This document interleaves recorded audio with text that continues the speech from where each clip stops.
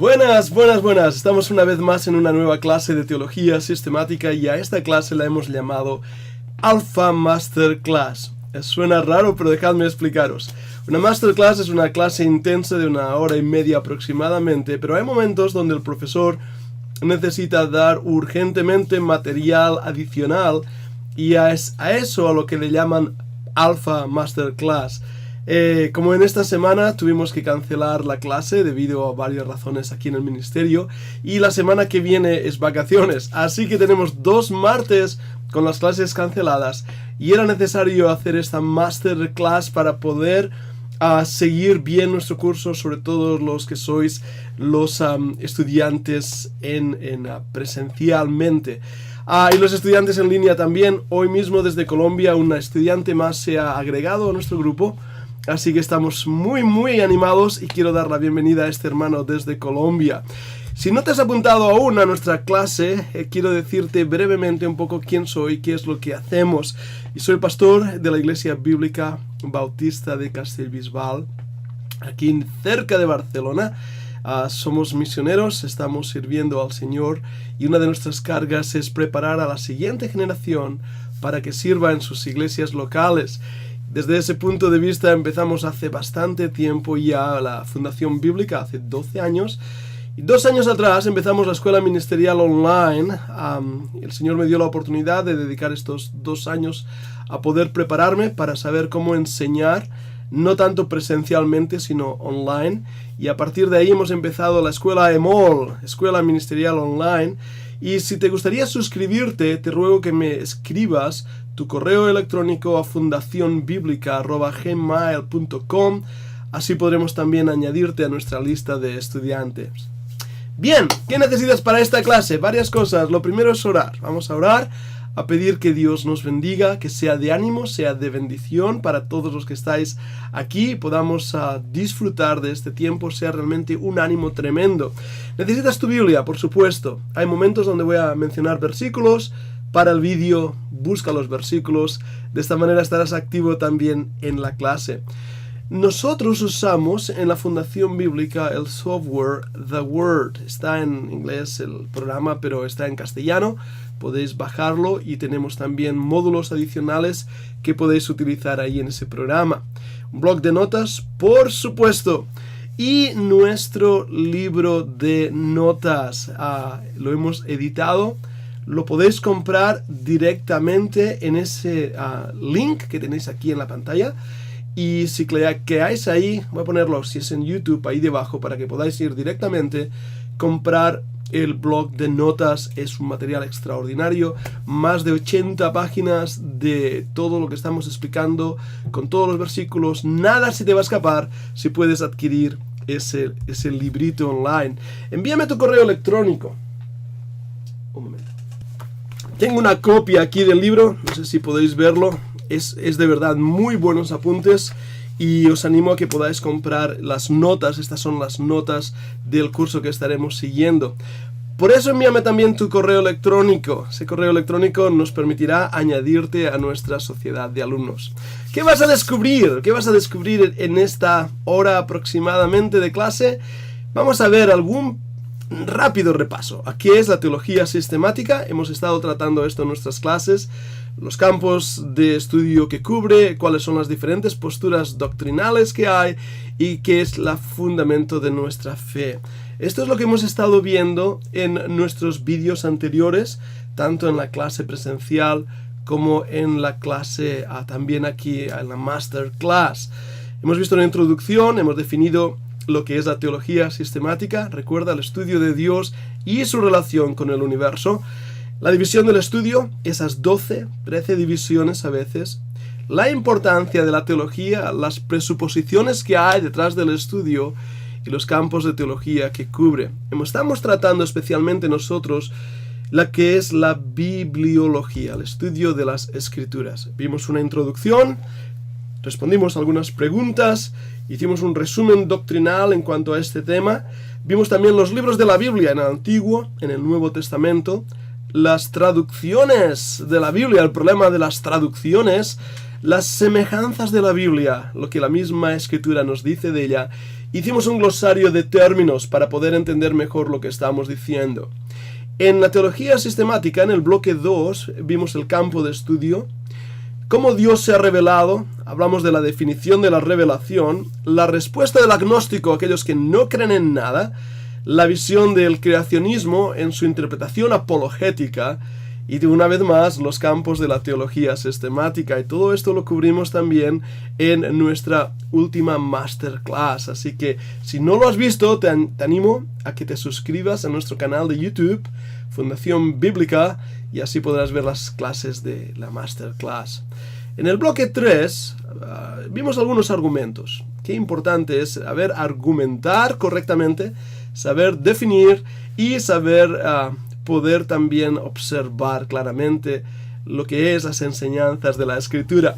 Vimos 6 áreas de revelación, y esto es importante porque cuando hablamos de revelación la debemos dividir en esas 6 subáreas. En cuanto a la revelación, llegamos a conclusiones e hicimos un repaso, así que en nuestra última masterclass tratamos una vez más todo esto. ¡Wow! Hemos cubierto tanto, es extraordinario. Uno mira lo que hemos estado estudiando y hemos hecho mucho durante estos 3, casi 4 meses ya.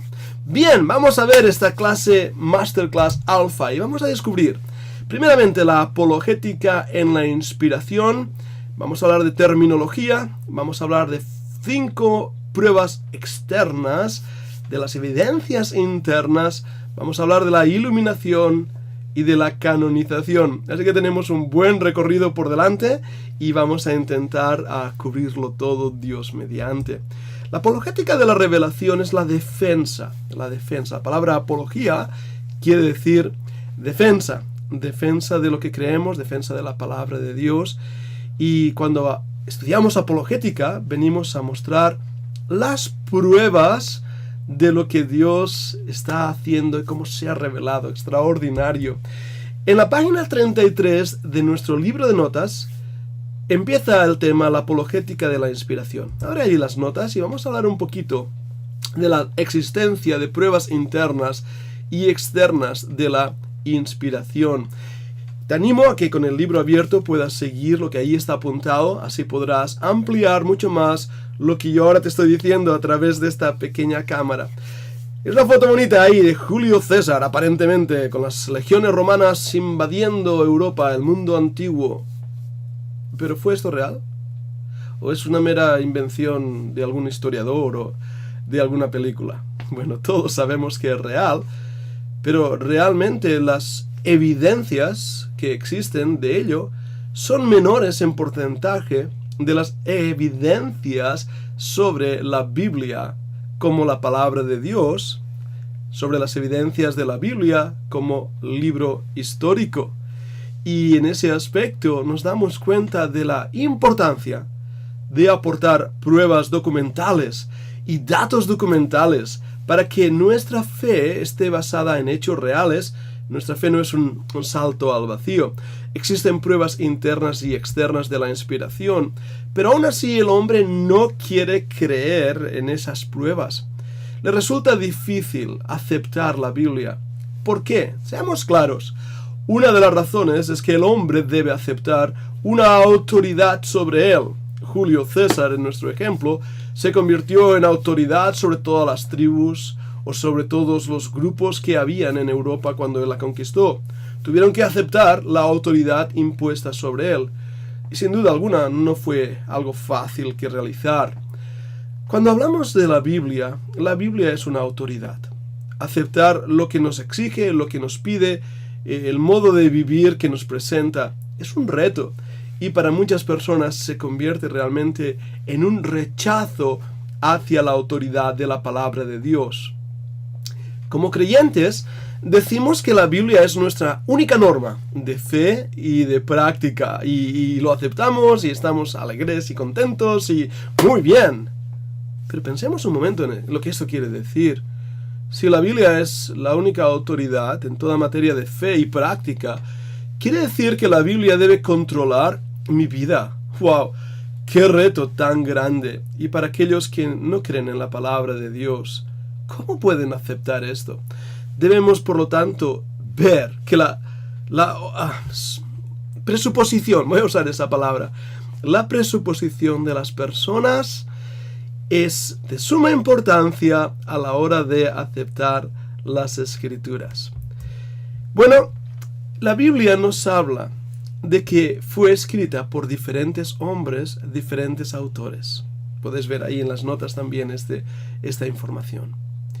Pero algunos dicen, la Biblia ha sido escrita por hombres. Y en ese aspecto rechazan la Biblia, le quitan importancia. Ya hemos estado discutiendo en nuestras clases anteriores cómo hay una doble paternidad de las Escrituras. Por una parte, Dios es el que dio las Escrituras. Sin duda alguna, la revelación proviene de Él. Pero Dios usó a hombres, es cierto. No los anuló, eso sería la teoría del dictado, y puedes ver algunas de las teorías también en nuestras notas, sino que Dios usó a esos hombres. Un dato interesante, si tenéis la teología sistemática de Strong, ahí define claramente lo que significa esta doble paternidad de las Escrituras. Es una lectura que os podéis aprovechar y utilizarla también al final de esta clase. En Hebreos 4:12 dice esto, porque la palabra de Dios es viva, es eficaz, más penetrante que toda espada de dos filos, y que alcanza hasta partir el alma y el espíritu, y las coyunturas y los tuétanos, y discierne los pensamientos y las intenciones del corazón. ¡Wow! La palabra de Dios es viva y eficaz, más penetrante que toda espada de dos filos. ¿Has visto alguna vez una espada de dos filos?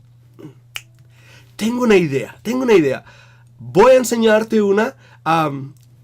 Para el vídeo, un momento, toma un descanso, bebe un poco de agua, voy a buscar mi espada y podrás ver lo que es una espada de dos filos. Muy bien, ya estoy de vuelta.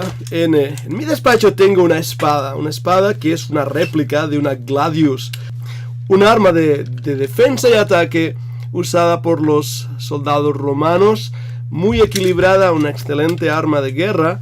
Y como podéis ver, voy a intentar acercarlo, tiene dos filos, este y este, y una extraordinaria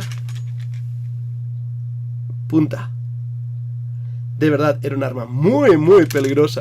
Cuando leemos en la Biblia que la palabra de Dios es viva y eficaz, y más penetrante que toda espada de dos filos, yo creo que el escritor tenía en mente esta justamente la Gladius, la espada de los romanos, y es interesante, es un pequeño souvenir, nunca la uso, pero sí utilizamos la palabra de Dios como una espada aguda, penetrante, y es interesante, estaba leyendo en uno de los WhatsApps que recibo por ahí, y dice, vamos, ya tengo 20 nuevos mensajes en mi Facebook, y ya viste todos los mensajes que Dios tiene para ti en la Biblia.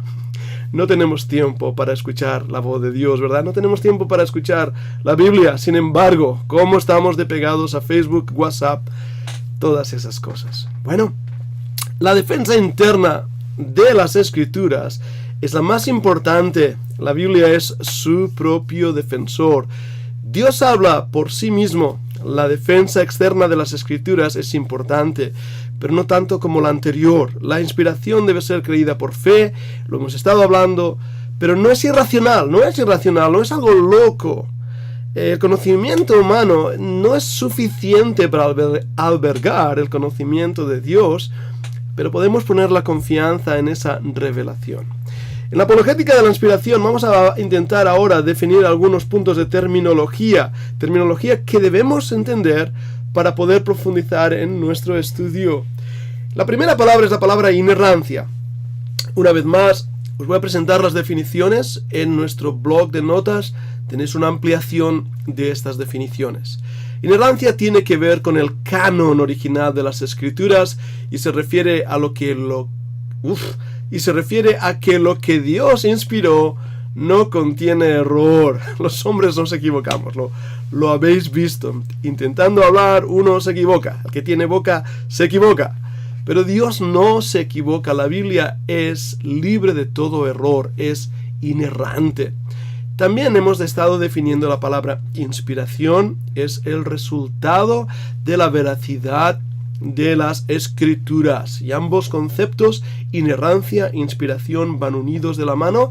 Y aquellos que dicen que no podemos confiar en la Biblia porque nadie ha visto los escritos originales, caen en un error, ya que el mismo Dios que inspiró la Biblia puede también preservarla. Y este es un pensamiento lógico. ¿Puede Dios revelar, inspirar, dirigir, hacer que su espíritu ilumine para después perder las Escrituras? No, ¿verdad? La palabra de Dios está realmente a salvo y creemos en la preservación de las Sagradas Escrituras. Otra palabra importante es infalibilidad. Infalibilidad. La Biblia no contiene errores, infalible, se aplica a los originales, pero también a las copias y a las traducciones. Y sabemos que ni las traducciones ni las copias son inspiradas por el Espíritu Santo, pero sí creemos que el Señor guía, el Espíritu Santo ayuda en las traducciones, en las copias de aquellos hombres que quieren realmente honrar al Señor. No están libres de error, por eso el trabajo de cada creyente es la responsabilidad de estudiar las Escrituras, como hacían los hermanos de Berea. Estudiar las copias, estudiar las traducciones, eso es nuestra responsabilidad. Pero Dios ha prometido librar su palabra de cualquier error. Los autógrafos, no es una firma de un famoso, a veces usando esa palabra, dame tu autógrafo. Es un término usado para referirse a los originales. No los tenemos, solo tenemos copias. ¿Qué pasó con esos originales? No lo sé. Esa puede ser una respuesta sorprendente, ¿verdad? Bueno, algunos dicen que Dios los ha guardado y preservado en algún lugar secreto. Otros dicen que fueron martirizados, destruidos junto con los mártires antiguos. Otros dicen que simplemente se perdieron. Otros dicen que fueron tan usados por las iglesias primitivas que terminaron pues arruinándose.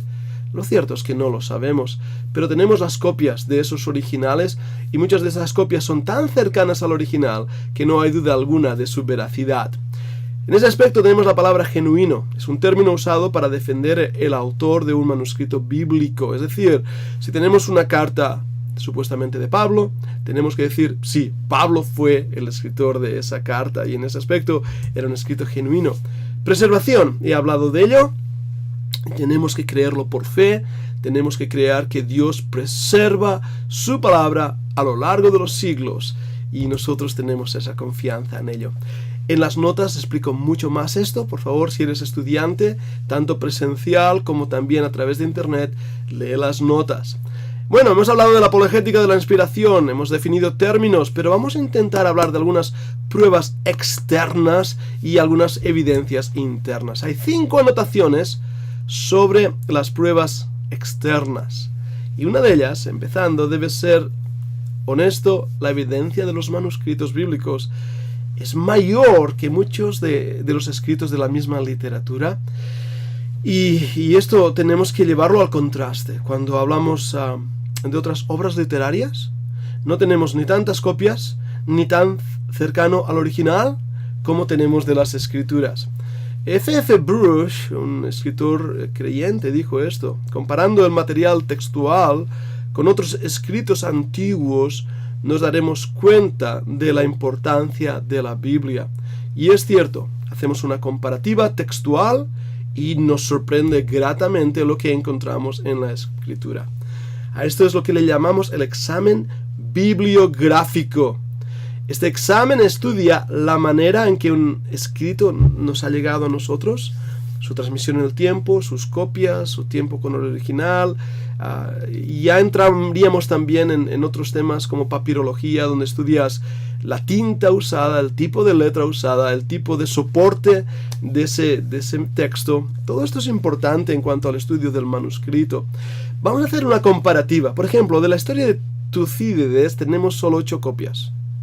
8 copias y no son originales, ¿de acuerdo?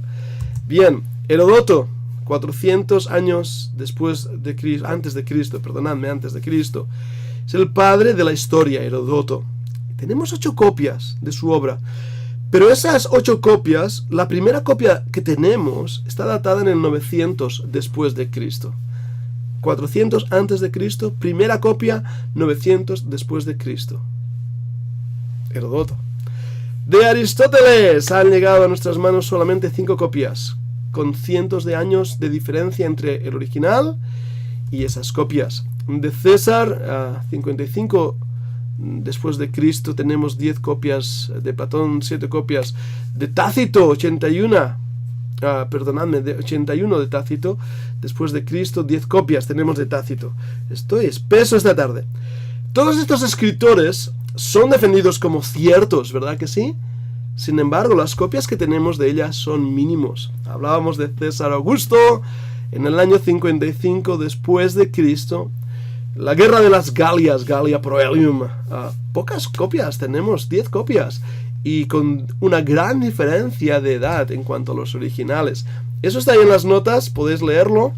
Y así seguir un poquito lo que estamos hablando. El tiempo transcurrido entre los eventos que narra la Biblia y los escritos es mínimo comparado con otros escritos.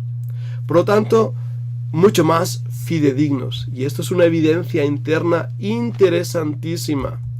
La arqueología se ha convertido en un aliado de la Biblia. Yo soy un forofo de la arqueología. Mi tesis para la maestría fue sobre los manuscritos del Mar Muerto. Hice una comparativa textual de los manuscritos también, los escritos de Qumran, y me encanta la arqueología. Si hubiera podido ser Indiana Jones, me hubiera encantado ser Indiana Jones. Pero es cierto, la arqueología es vital para el estudio de la Biblia. Y a pesar de lo mucho que ha sido perseguida la Biblia, continúa aquí. Y eso es un milagro, eso es un milagro. Alguien le dijo a Napoleón que la razón para creer en la Biblia era Israel. Y esto es un pensamiento interesante. Una nación perseguida, el nazismo casi intentó terminar con ellos, pero ahí están, el pueblo escogido por Dios. La Biblia es algo muy, muy parecido. El ateísmo, el comunismo, durante los siglos ha sido atacada, criticada, perseguida.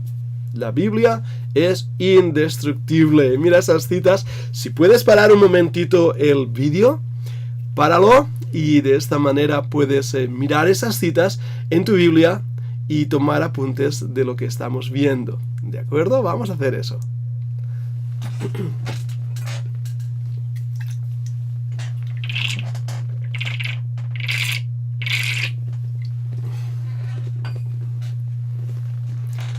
Muy bien, muy bien. Vamos a seguir con nuestro estudio después de haber mirado esos versículos en la Biblia.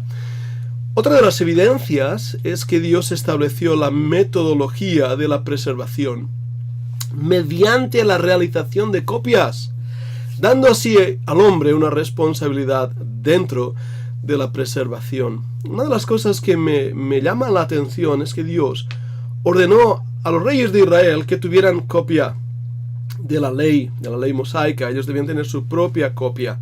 Dios, de esa manera, nos muestra la metodología de la preservación a través de las copias ordenadas por Dios, a través del trabajo de los copistas, un trabajo extraordinario.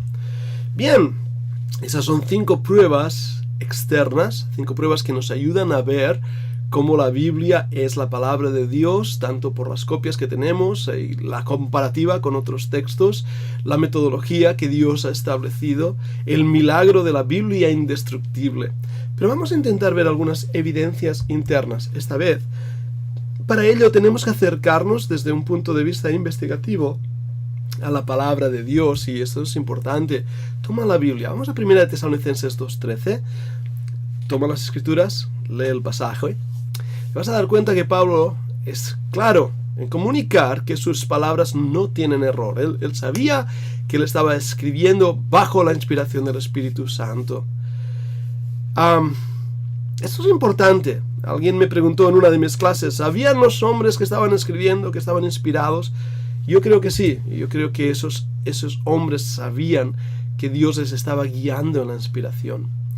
Hemos definido ya varias palabras, varias veces la palabra theopneustos. Theopneustos, el aliento de Dios.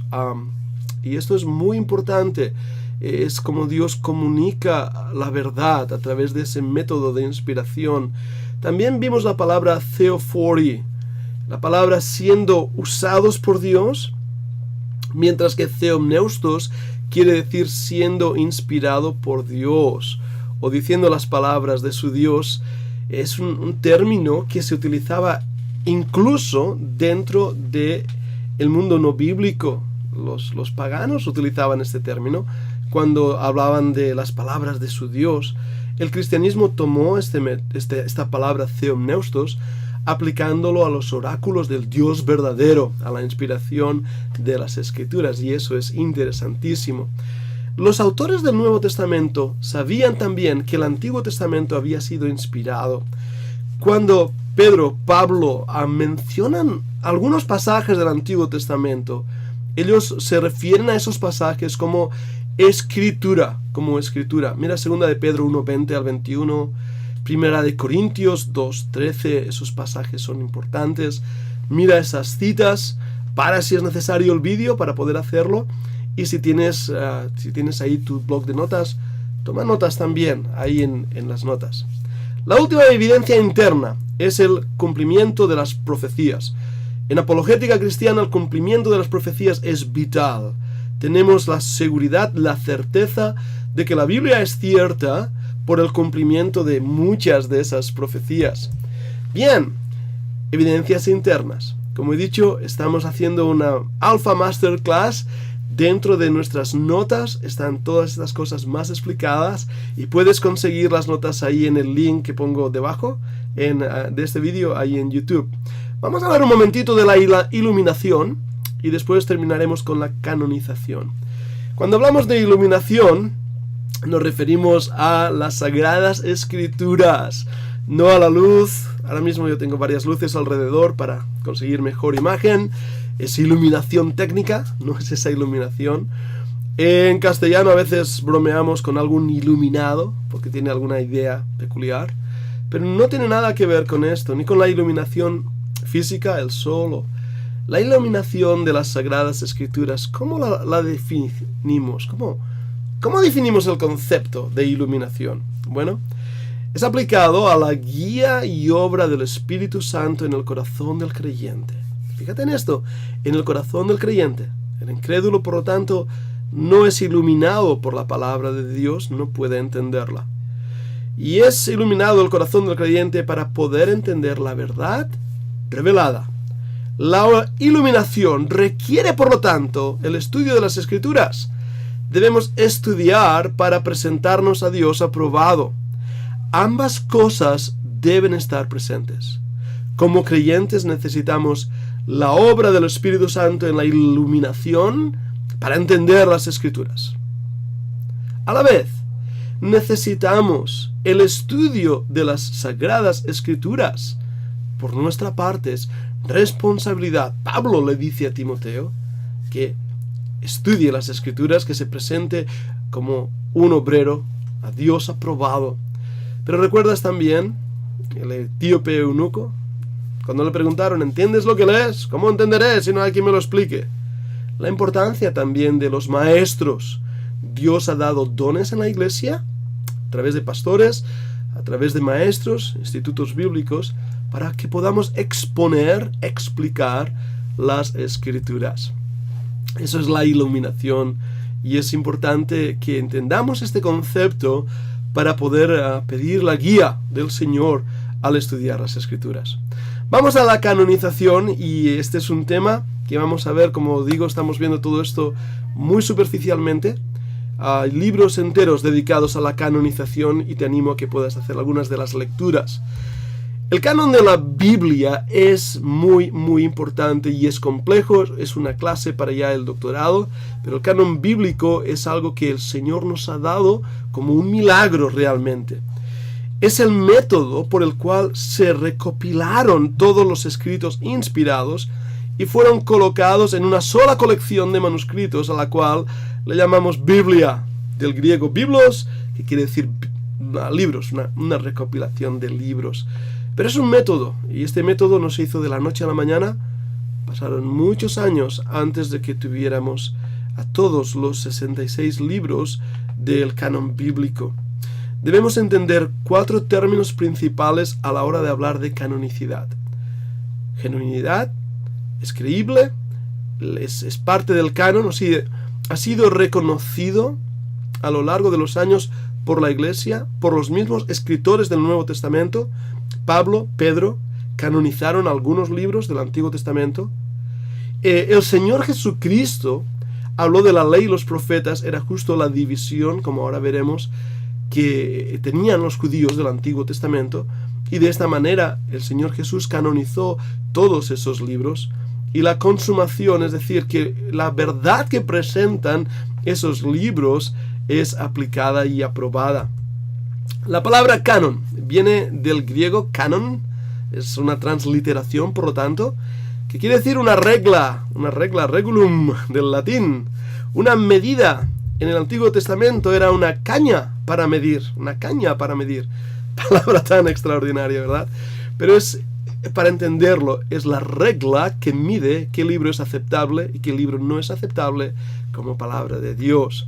Debemos de antemano determinar dos axiomas principales. El primero, la canonicidad es determinada por Dios, no por el hombre.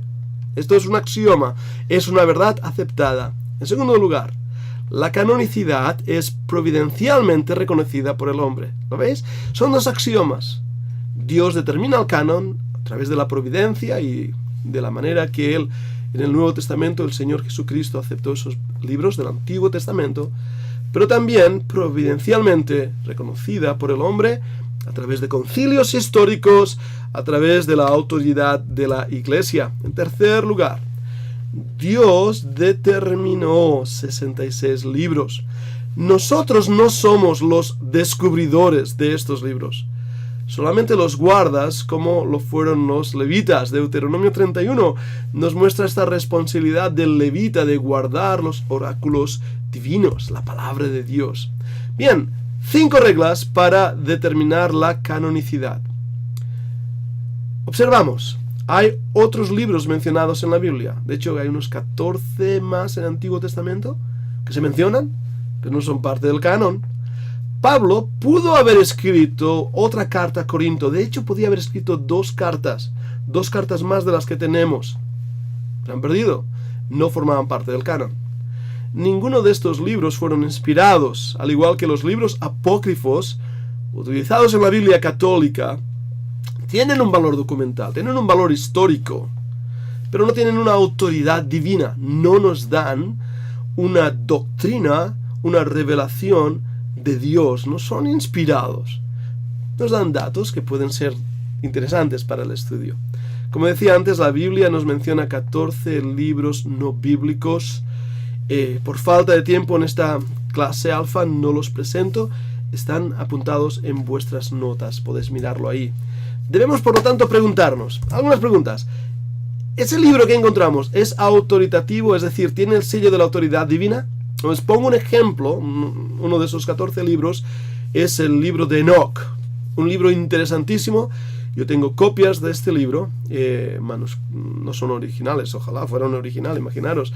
Es un manuscrito encontrado en la Edad Media, seguramente, mencionado como libro de Enoch, con varios paralelos al libro mencionado en Judas, y también paralelos con Génesis. Pero este es autoritativo. No lo es. No tiene el sello de autoridad divino. No creemos que sea copia de Enoch que circula, lo podéis encontrar por internet, pueda ser un libro canónico. Otra palabra, es profético. ¿Fue un hombre de Dios el autor? Volviendo al libro de Enoch como ejemplo, el Enoch registrado en la Biblia era un profeta, podemos hablar de él así, pero ¿quién fue el verdadero escritor de este libro encontrado en la Edad Media? No lo sabemos, por lo tanto pierde su autoridad. ¿Es auténtico? ¿Revela la verdad de Dios? Bueno, la segunda pregunta, yo creo que sí, revela mucho de la verdad de Dios. ¿Pero es auténtico? marca de pregunta. No lo creo. Es interesante, es muy interesante, pero muy probablemente sea espurio, sea una falsificación. Es dinámico, cambia la vida de las personas. Bueno, libro de Enoch, he tomado como ejemplo. Yo creo que impacta, yo creo que puede llegar a cambiar vidas. Creo que es dinámico. Podemos aplicar ese cuarto punto, pero fijaros, no hemos aplicado el primero, el segundo y el tercero. Por lo tanto, carece de suficiente peso para determinar en un solo punto que es parte del canon. Otra pregunta. ¿Fue aceptado por el pueblo de Dios? ¿Fue esta obra aceptada universalmente? Vuelvo al ejemplo. Libro de Enoc. Respuesta sencilla. No. De hecho, se ha hecho más popular en este siglo XX, siglo XXI que anteriormente. En los padres de la Iglesia no es mencionado y encontramos muchas veces que este libro es casi visto como una anécdota más que otra cosa. Estos 5 puntos nos ayudan a determinar qué es un libro canónico. Vayamos a ver el formato de la canonicidad. La primera división que encontramos de las Escrituras tenía 2 partes, la ley y los profetas. Ahora, en la Biblia hebrea esto es diferente a nuestra Biblia en su orden de libros. La ley mosaica, 5 libros de Moisés, pero Josué hasta el final formaría parte de los profetas. Los 12 profetas menores harían una sola unidad también. Y lo podéis ver ahí en los pasajes. Hablando de Josefo, el historiador judío, habló de 24 libros. Los rabíes de 22. Nosotros creemos en 39. ¿Qué ha pasado aquí? ¿Por qué hay? No os asustéis. La razón, como he dicho, para nosotros los 12 profetas menores son 12 libros o libritos. Para los judíos no, formaban una unidad. Igualmente pasaba con los profetas mayores, eran los profetas. Así que la diferencia no está en el contenido, sino en la división de libros que se hacían o que nosotros hemos hecho en comparación con el Antiguo Testamento judaico, la Biblia hebraica. En segundo lugar, la división de 2 grupos era en la ley. Ya lo he dicho, los 5 libros de Moisés y los Nahim, los profetas, que también tenían una subdivisión de los llamados los escritos. Y esta es la razón, como estoy diciendo, que hay diferente número de libros entre la Biblia de los judíos y nuestra Biblia. En punto número 3, la división de 24 libros consistía en 3 grupos principales. La ley, los Nahim, los 8 libros de los profetas, y los Ketubim, 11 libros, divididos a su vez en los libros poéticos, los Salmos, los Proverbios, Job, los cinco rollos, así llamados, Cantares, Ruth, Lamentaciones, Eclesiastés y Esther, poética hebrea preciosa. Los libros históricos, Daniel, Esdras, Nehemías y Crónicas, pero fíjate que Daniel nosotros lo contamos como profeta, para ellos es libro histórico. El formato de la Biblia hebrea tenía esta división, pero cuando se tradujo al griego, en la Septuaginta, pasó a una división temática, ley, historia, poesía y profetas. Así que esto explica la diferencia de números de libros entre la Biblia hebraica y nuestra Biblia. Cuarto lugar, la división de los 39 libros, Lucas 24:44. Toma tu Biblia, lee ese pasaje, yo me espero. Nos da 3 divisiones. Mira, Lucas 11:51, míralo ahí. El Nuevo Testamento lo dividimos en 27 libros. Hay una parte histórica, 4 evangelios, el libro de Hechos, están las epístolas, las cartas, tenemos también la parte profética, el libro de Apocalipsis, y todo ello es definido como toda la verdad. Aún Pedro habla de escrituras refiriéndose a los escritos de Pablo. Por último, debemos terminar ya esta clase, esta masterclass, Alpha Masterclass, para daros ahí la información, tenerla esta misma semana y poder continuar así nuestro estudio. Voy a hablar de la consumación de las Escrituras. El canon de las Escrituras fue cerrado al final del primer siglo. Marcos 16:17 nos da la credencial de esto. La revelación está cerrada en la aparición del Señor Jesucristo. Las nuevas revelaciones no vienen de Dios. No hay voces audibles, no hay sueños, no hay visiones que sean dadas por Dios. La Biblia lo dice y podéis ahí ver todas esas citas. Toda la verdad ya ha sido revelada en las Escrituras. El libro de Apocalipsis termina con una bendición y con una maldición sobre el que añade a esta palabra de esta profecía. Entonces, si no vienen de Dios, es lógico pensar, ¿de quién vienen estas revelaciones. Ya, tú mismo lo has dicho, te he oído. Es así. Vienen del diablo, no vienen de Dios. Debemos entonces entender que hay una consumación de las Escrituras. De Malaquías a Juan el Bautista tenemos unos 400 años de silencio. Pero Malaquías 4 nos dice quién será el próximo en hablar. Interesante, ¿verdad? En Hebreos nos recuerda que Jesucristo es la revelación total de Dios. Apocalipsis 22, 18 hasta 19. Ya no existe ninguna otra promesa de revelación. Hay una consumación. La Biblia está cerrada. Bueno, ha sido una clase intensa. Y espero que te haya sido de ayuda. Y si no tienes las notas, tal vez sería bueno que pudieras conseguirlas ahí en el link que te pongo. Y si no, espero que al menos este vídeo te haya sido de bendición y de ayuda. Hay unos pasos de acción que me gustaría pedirte que hagas. En primer lugar, escribe en 1 minuto lo que has aprendido. Los conocimientos que no se aplican se pierden. Uno de los objetivos de nuestras clases en la Fundación Bíblica es hacer un seguimiento del estudiante después de sus clases, hacer una preparación del estudiante antes de sus clases y sobre todo una supervisión del estudiante a través de la mentoría. Usamos a los pastores para que ellos sean los mentores de nuestros estudiantes. Y así que te pido que puedas aplicar lo que has aprendido. Muy bien, 1 minuto. 1 minuto, te doy 1 minuto. Haz un resumen, toma nota, algo, en una frase, en 1 minuto, de lo que has aprendido. Muy bien, ya ha pasado 1 minuto, vamos a profundizar. Lee la teología sistemática de Schaffer, es nuestro libro de texto. Puedes leer otras teologías en nuestras clases presenciales. Cada martes estoy presentando una nueva clase. Y relee todos los apuntes de bibliografía. Vamos a estar ahí leyendo los apuntes para que quede bien sellado nuestra lección. Puedes leer la parte introductoria de alguna obra de teología sistemática de las que hemos venido viendo. Yo he estado mencionando en esta clase el libro de Strong. Yo la tengo en inglés, no sé si ha sido traducido al castellano, pero es muy buena teología, una postura calvinista en su postura. Su introducción a bibliografía es extraordinaria, vale la pena. Profundiza. Apúntate a webinar de la Fundación Bíblica, gmail.com. Te lo he dicho en inglés.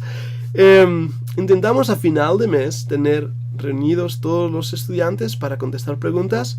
Envíame tu correo electrónico para que de esta manera podamos añadirte a nuestro webinars. Y después también añádete a nuestro canal. Ahora mismo suscríbete a nuestro canal de YouTube para que puedas recibir más de estos vídeos. Hay una sociedad de alumnos detrás de la Fundación Bíblica. Estoy enviando PDF gratuitos, más notas, más documentación a nuestros estudiantes. Y por supuesto la invitación a formar parte de nuestros webinars. Aplícalo aprendido. Aplícalo de una manera práctica. Ora, comparte con otros. Si te ha gustado esta clase, compártela con otros. Ofrenda si quieres apoyar nuestro ministerio, y ahora hablaré de un pequeño proyecto que estamos haciendo, y si deseas, ven a vernos. Hablando de este proyecto, el proyecto GoFundMe, estamos viendo la necesidad en nuestra clase presencial de poder modernizar nuestros sistemas de visión, de audio, y estamos haciendo un fondo económico. Si quieres, visita esa página, ahí también te pondré en el link para que puedas entrar, y estamos intentando levantar fondos para cubrir estos gastos. Si estas clases te son de bendición, para nosotros sería una bendición que nos ayudaras, y formarías parte también para poder ayudar a otros muchos que desean recibir la verdad de las Escrituras. Gracias por estar aquí. Es un gran privilegio para mí que estés ahí detrás de esa cámara, y yo estoy orando que el Señor os bendiga, sea en Colombia, sea ahí en México, sea en Uruguay también. Los hermanos de Perú, saludo. La República Dominicana, tremendo país, me gusta. Y también Estados Unidos, gracias a esas 3 iglesias que a través de su Instituto Bíblico nos están siguiendo. Y aquí también en España, habla castellana, desde España y en las Filipinas. Gracias a todos estos hermanos que estáis ahí y formáis parte de la Fundación Bíblica. Dios os bendiga.